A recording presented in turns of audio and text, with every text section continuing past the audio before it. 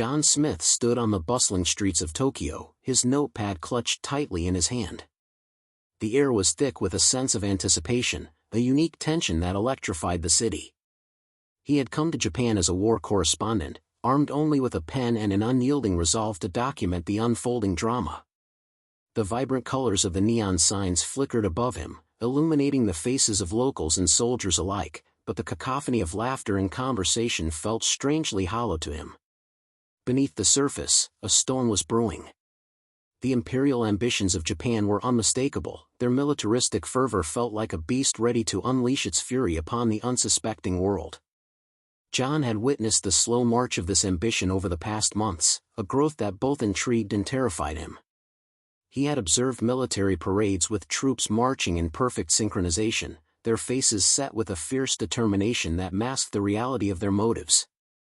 Each time he reported on these events, he felt himself becoming more than just an observer, he was unraveling a narrative that could change the course of history. If you're enjoying this story so far, don't forget to hit that like button and subscribe for more captivating tales. His contacts in the military hinted at something far more significant than mere posturing. Rumors of strategic plans whispered through the alleys, carried by the wind like leaves swirling in a storm. But who would listen to the ramblings of a foreign correspondent?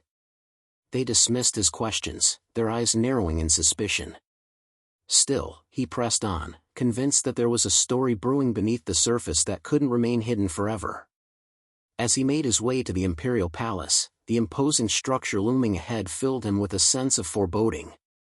His instincts told him that this was not merely the seat of power, it was a fortress harboring secrets that could ignite flames of war.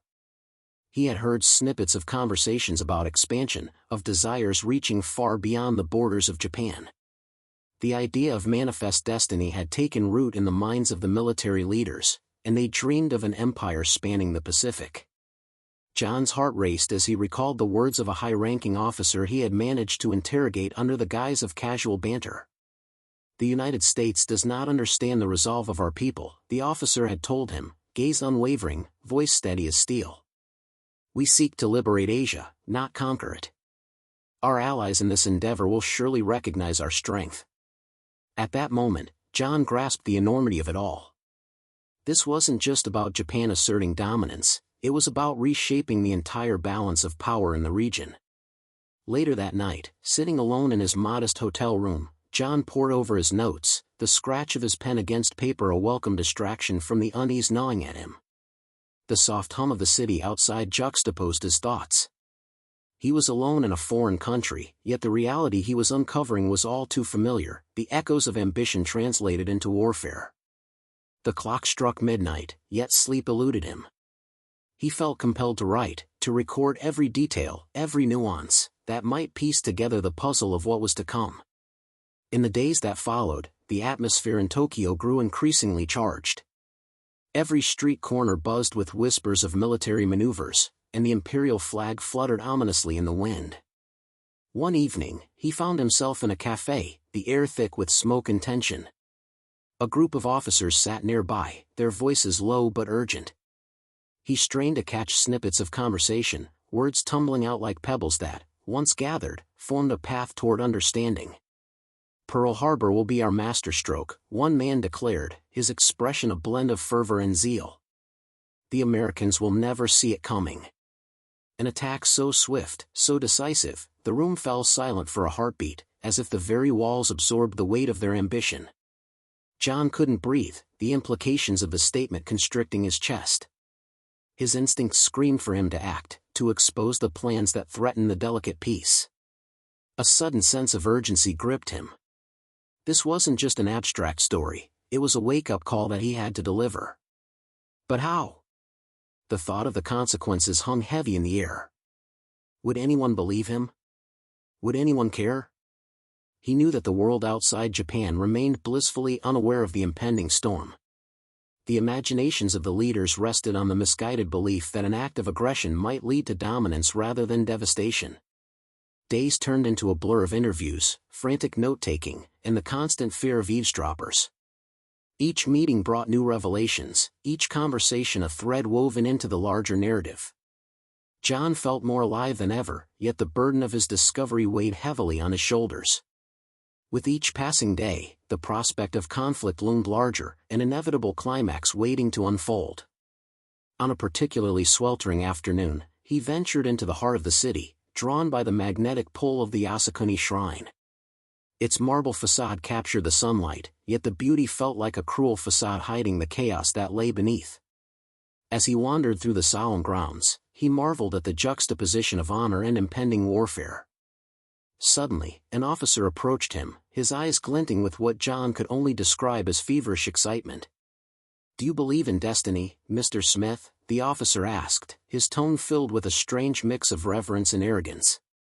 "We are destined to reshape the world, guided by the spirit of our ancestors." John felt a shiver run down his spine. This was not just rhetoric, it was conviction. It fueled the fire of their ambitions, propelling them forward into an uncertain future.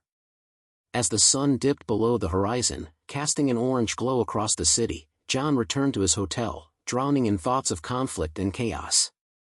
His fingers hovered over the keys of his typewriter, the weight of his responsibility lingering in the air.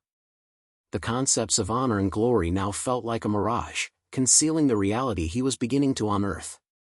He knew he had to find a way to convey the urgency of his findings. The stakes were mounting, and time was slipping through his fingers like sand. His detachment as an observer was fading away, replaced by a profound awareness of the consequences of inaction. Japan's calculated moves were choreographed with precision, setting the stage for a conflict that would alter the world. John closed his eyes, overwhelmed by the gravity of the moment. He was no longer just a war correspondent, he was an integral part of a narrative that transcended borders. In the distance, the rumble of thunder echoed, a reminder that storms were not confined to the skies. The storm of war was brewing, one that would irrevocably change the face of history. As John Smith navigated the narrow alleys of Tokyo, the weight of impending conflict hung heavily in the air. Whispers of war reverberated through the streets, igniting a mix of dread and determination within him. His latest lead had taken him to an obscure cafe where military officers gathered, their hushed conversations dripping with urgency. The rich aroma of brewed tea wafted around him, but it was the conversation he sought, details of Japan's strategic ambitions that danced just out of reach. Seated at a dim corner table, John observed a group of officers leaning close, their expressions tense. The flickering candlelight cast shadows, blending ambition with paranoia. He leaned in, straining to catch snippets of their dialogue. Phrases like swift attack and cripple American resolve jolted his senses. The officers, sure of their path, were discussing what they termed a winning move, an audacious plan to assert Japan's dominance in the Pacific. His heart quickened. This was no idle talk, it was a blueprint for aggression. John's mind raced as he scribbled notes. He recalled the high-ranking officer who, in a moment of candor during their earlier conversation, had hinted at something monumental. "A decisive strike can change the course of history," the officer had said, his eyes gleaming with fervor. Now, in this cafe, the truth began to crystallize. Japan believed that an overwhelming initial assault would deter the United States, who they presumed would lack the resolve to retaliate against such unexpected aggression. The realization sent a chill down John's spine. He was no longer just a passive observer documenting history, he was standing on the precipice of something monumental. The implications of this winning move strategy were staggering. Japan was not merely posturing, they were poised to make a move that could plunge the world into chaos. He had to act. Leaving the cafe with urgency pulsing through his veins, he made his way toward the U.S. Embassy. His thoughts raced as he plotted the best way to convey the urgency of the situation. The streets around him pulsed with life, seemingly oblivious to the impending storm. John felt a surge of frustration. How could they not see the shadows gathering over their heads?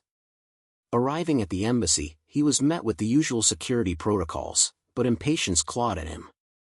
A guard eyed him suspiciously, but John pressed on, speaking with confidence.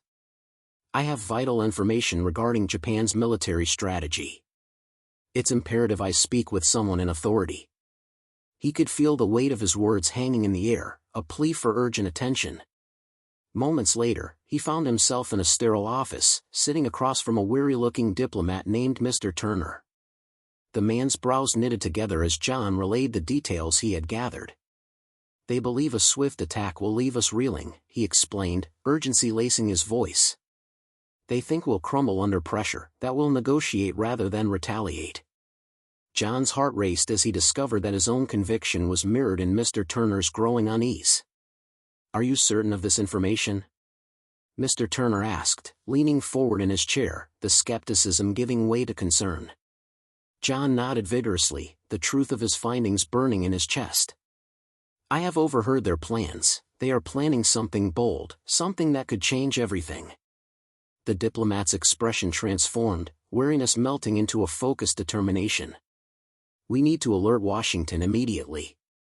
If what you're saying is true, we are facing an existential threat."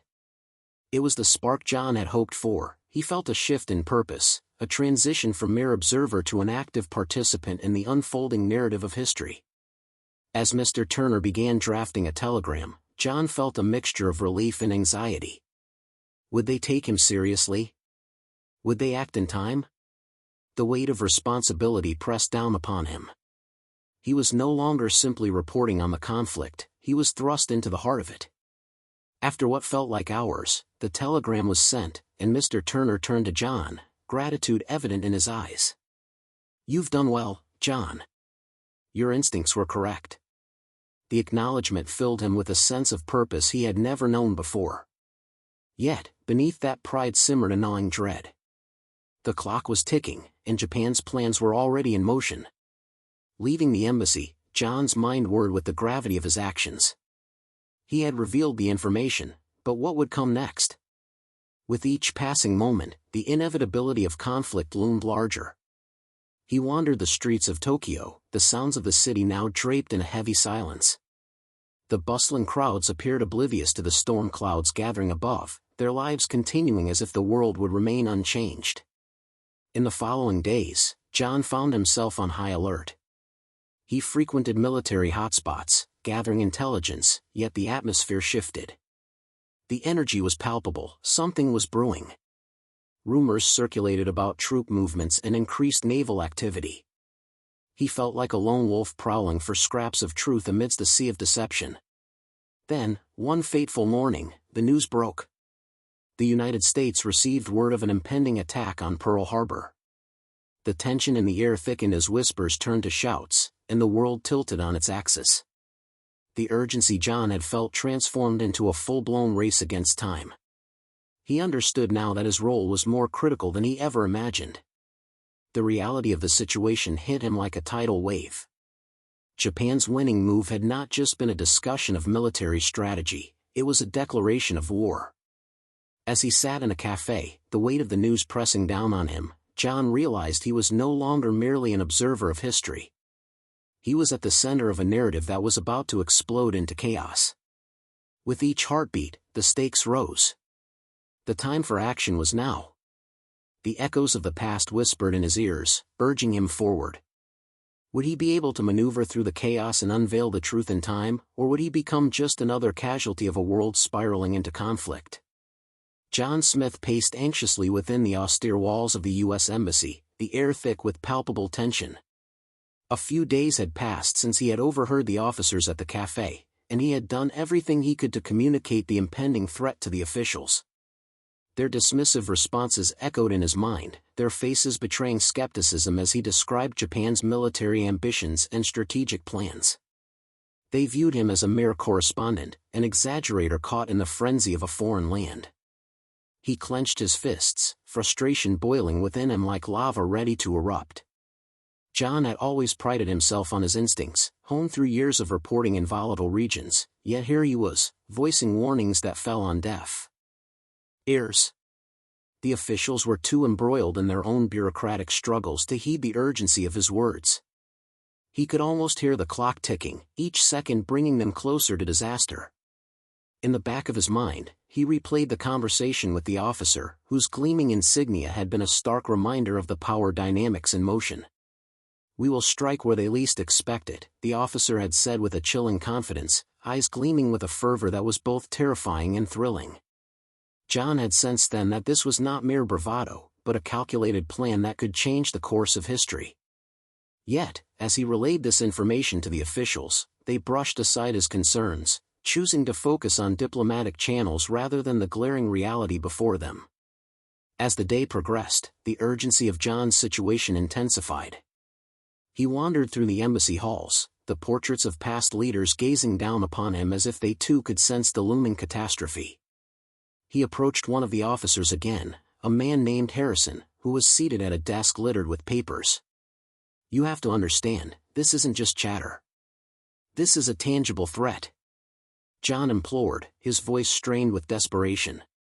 Harrison looked up, his brow furrowing. "John, I appreciate your dedication, but we are not in a position to act on vague rumors. We need concrete evidence." The words felt like a dagger to John's heart. How could they not see the storm gathering on the horizon? He felt the suffocating weight of his own limitations.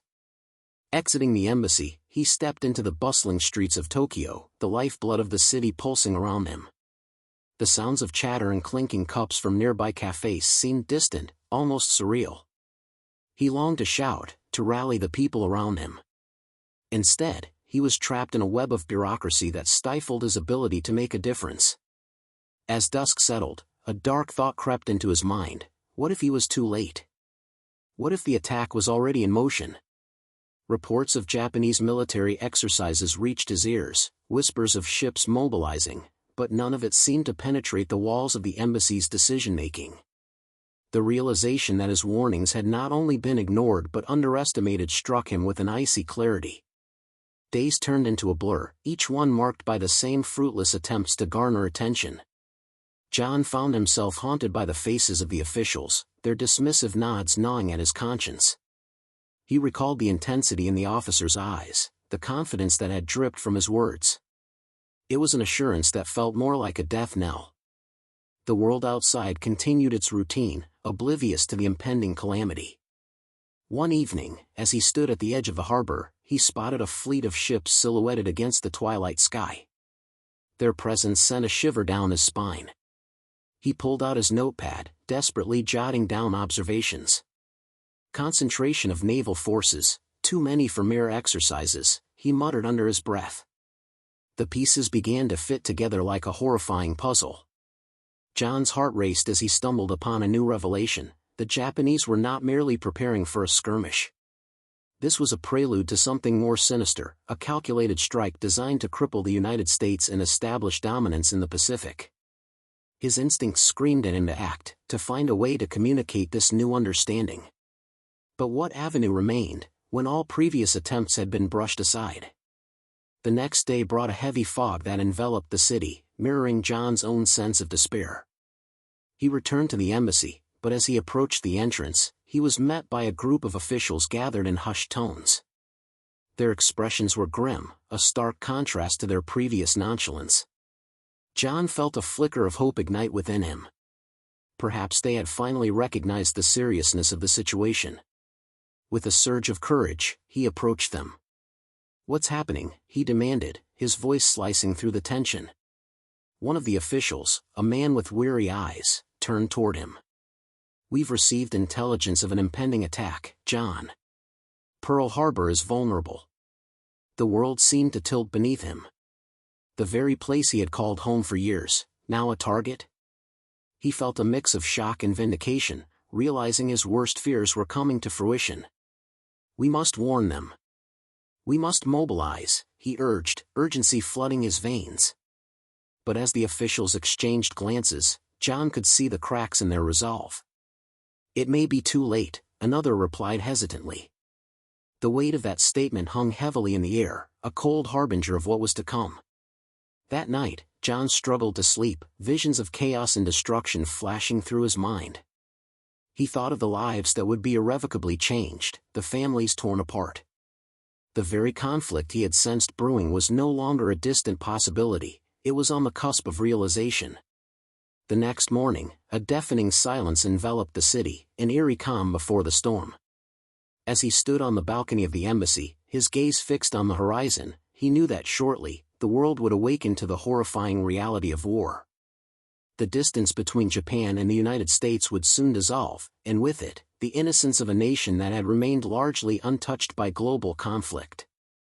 John Smith, a mere journalist, had become an unwilling witness to history, the weight of his insights pressing down upon him like a millstone. He could only hope that in the aftermath, the stories of those affected would not be lost in the tide of violence. And as he prepared himself for the chaos that was about to unfold, he understood that his role had transformed. He had to bear witness, to chronicle the truth of what was to come. The storm was here, and with it, the realization that the world would never be the same again. The air in Tokyo had shifted dramatically in the wake of Japan's surprise attack on Pearl Harbor. John Smith, now firmly entrenched in the chaos that followed, felt the tremors of a nation on the brink of total war. The once vibrant streets were filled with a palpable tension, as families prepared for an uncertain future, and men marched off to enlist in a cause they believed would secure their nation's supremacy. John had transformed from a mere observer into a passionate advocate for understanding the complexities surrounding this conflict, aware that the implications would extend far beyond the Pacific. In the days following the attack, the U.S. government responded with an unwavering resolve. President Franklin D. Roosevelt addressed the nation, declaring December 7 a date that would live in infamy. John watched the speech from a small cafe, surrounded by a mix of Japanese patrons and foreign correspondents. The gravity of the moment struck him like a thunderclap. He realized that the attack had galvanized American unity against a common enemy, a force that had previously seemed distant and abstract. The cafe's atmosphere shifted as people leaned in, hanging on every word of the president's declaration. Even the most skeptical of observers began to sense that this conflict would not only reshape their lives but also redefine the very fabric of international relations. John felt a sense of urgency to document these events, but he was also keenly aware of the broader implications. With Japan's aggressive strategy now laid bare, he began to piece together how this winning move could unravel the very threads of global diplomacy. He recalled the whispers he had heard among the military officers in Tokyo, strategies based on the belief that a swift and decisive strike could secure dominance in the Pacific. Little did they know that such arrogance would awaken a sleeping giant. As the days turned into weeks, John found himself increasingly immersed in the narratives of those affected by the war. He met families torn apart by the conflict, young men eager to fight, and women who had taken up the mantle of industry to support the war effort. Each story added another layer to his understanding of the complexities of war. He began writing articles that not only reported on military strategies but also highlighted the human cost of conflict. His voice became a bridge between worlds, connecting the disparate threads of life in Japan and the United States. If you're finding this story compelling, make sure to subscribe and turn on notifications so you don't miss any updates. However, John's personal journey was not without its challenges. He grappled with the moral implications of the war, questioning the sacrifices being made. One night, while staring out at the Tokyo skyline, he recalled the faces of those he had met, the families, the soldiers, and even the civilians caught in the crossfire. Each face haunted him, pushing him to confront the uncomfortable truth that war often breeds more war, and the cycle of violence can seem unending. In the midst of this turmoil, John received an unexpected visit from an American military officer named Colonel Harris, who had been following his reports. The colonel expressed his admiration for John's insightful commentary and offered him a unique opportunity to accompany a unit heading to the Pacific. "Your voice matters, John. You have the chance to witness history firsthand and tell the stories that need to be told," the colonel said, his eyes gleaming with conviction. The offer was tempting, but it also filled John with dread. He knew that stepping onto the battlefield would change him irrevocably. The thought of leaving behind the relationships he had forged in Tokyo weighed heavily on his heart. Yet, he understood that this was a pivotal moment, not just for him, but for the entire world. As he mulled over the decision, John reflected on the events that had unfolded since the attack. Japan's strategy had inadvertently united a nation, igniting a fire of resolve that would echo through history.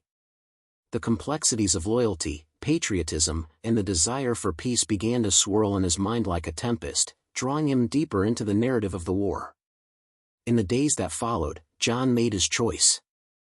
he decided to join Colonel Harris's unit, ready to bear witness to the unfolding chapters of history. The decision was bittersweet, but he felt a sense of duty to document the truth, to amplify the voices of those who had been silenced, and to offer a glimpse into the human spirit amidst the devastation.